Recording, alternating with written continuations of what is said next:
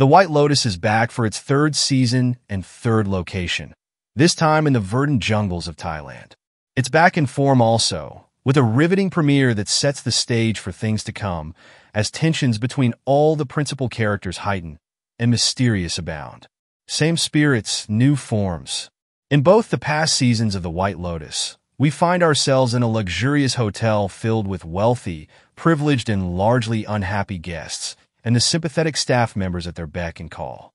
There are archetypes, though each season they take on slightly different forms. There is the family. In Season 1, this was a married couple and their 2 children plus their daughter's friend. In Season 2, a grandfather, a father, and a son all traveled to Sicily's White Lotus together. In Season 3, we meet the Ratliffs, a southern family led by Timothy Ratliff, Jason Isaacs, a rich financier haunted by his past and hounded by a Wall Street Journal reporter. Timothy is married to Victoria Parker Posey, a country club wife with a weakness for jet lag and, it appears, benzos. They have 3 children. The eldest is Saxon, Patrick Schwarzenegger, a brash young man whose only interests are money, power, and chasing girls. The middle child is Piper, Sarah Catherine Hook, whose religious studies major and desire to seek out a Buddhist monk at a nearby temple precipitated the family vacation. The youngest, Lachlan Sam Nivola, is still in high school. I think he's gay, though the sibling dynamics here are strange, to say the least. There's a scene where Saxon heads to the bathroom to look at porn, and Lachlan's eyes follow his naked body. This is moments after Saxon talks about how hot Piper is. I'm nervous. Then there is the couple. In Season 1, this was a pair of newlyweds, hopelessly mismatched. Here it's Rick Hatchett Walton Goggins and his much younger girlfriend, Chelsea Amy Lou Wood. Goggins is perhaps the crabbiest and least charming I've ever seen him in a role. Rick has a bone to pick with the world, though it's unclear why. He's clearly determined to meet the husband of Sritala Hollinger, Lek Patravati, one of the owners of the White Lotus, but we'll have to find out why in a later episode. Chelsea handles his crabbiness well enough, though it's pretty obvious she enjoys traveling the world more than his company. At one point, she meets a woman at a bar who tells her the locals have a term for all the bald, white men at the resort. LBHs, or losers back home. At this point, we must break for an interlude before introducing other members of the cast. Because it's during this scene that we meet our very first surprise guest. The young woman's boyfriend is one of these LBHs, and when she tells Chelsea who he is, the camera turns to a familiar face. Greg John Grease. I found this rather shocking, as I was under the impression only Belinda, Natasha Rothwell, was returning from previous seasons. This is important for 2 reasons. First, Greg is now the only character that has appeared in all 3 seasons of The White Lotus. Tanya, Jennifer Coolidge, was in the first and second, and Belinda in the first and third, but Greg is like a bad penny. He just keeps turning up, and what a bad penny he is. We learned in Season 2 that he was very much in league with Quentin, Tom Hollander, in the effort to kill Tanya and take all her money.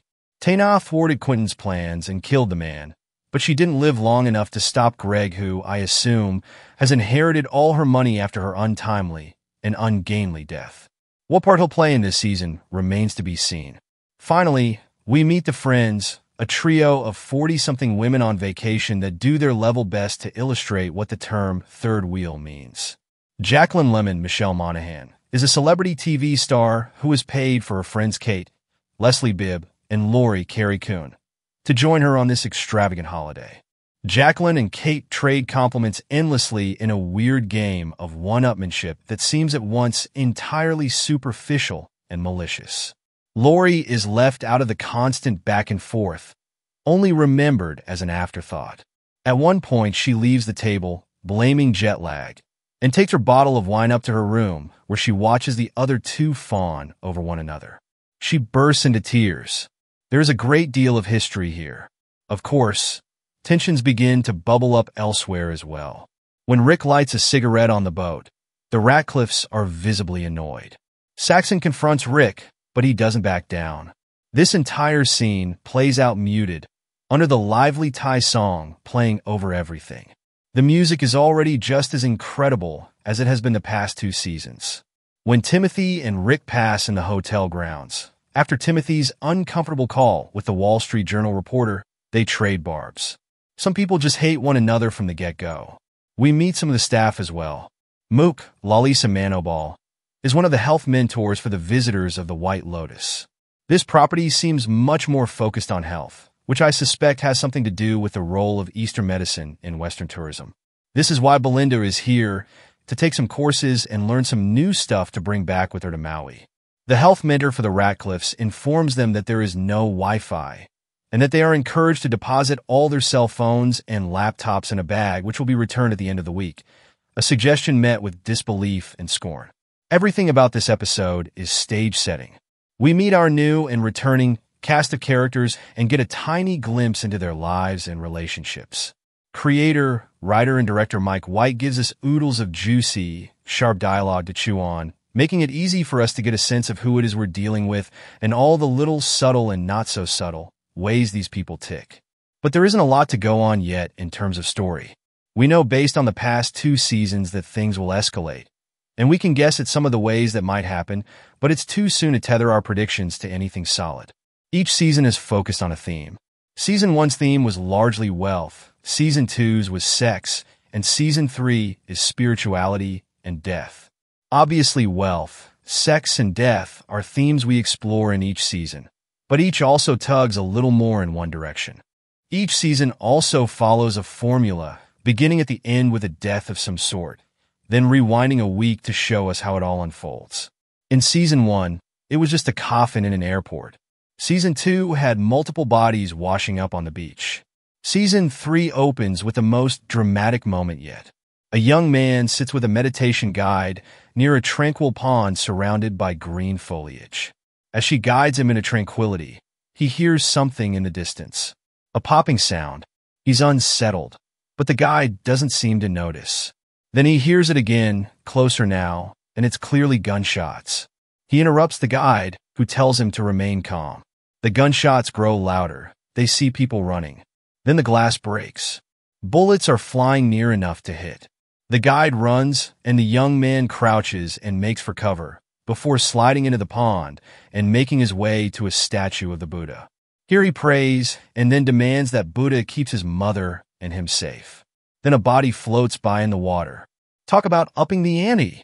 Suffice to say, I was hooked from the moment this episode began and remained engrossed throughout the episode. Sure, after this opening moment, not a lot really happens, and yet the writing and production are so great, I can't help but hang on to every word. Each scene, each interaction between characters, is crackling with tension.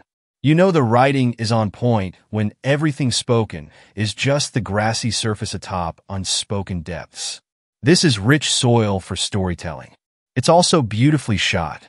The cinematography is spectacular.